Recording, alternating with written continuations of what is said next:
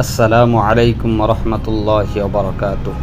আমাদের জীবন কতটা অনিশ্চিত তা আমরা হঠাৎ ঘটে যাওয়া মুসিবত থেকেই বুঝতে পারি।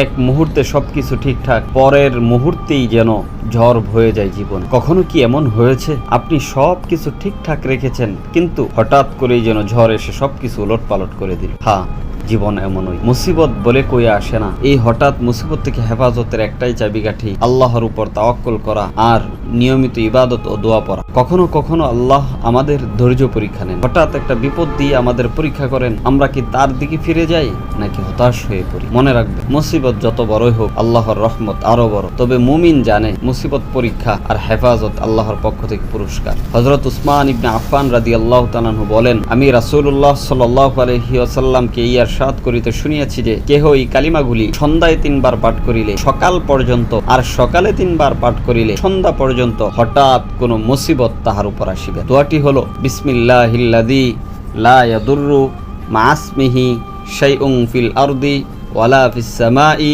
ওয়া হুয়াস সামিউল আলিম। বিসমিল্লাহিল্লাযী লা ইয়াদুররু মা ইসমিহি শাইউন ফিল আরদি ওয়ালা ফিস সামাই ওয়া হুয়াস সামিউল আলিম।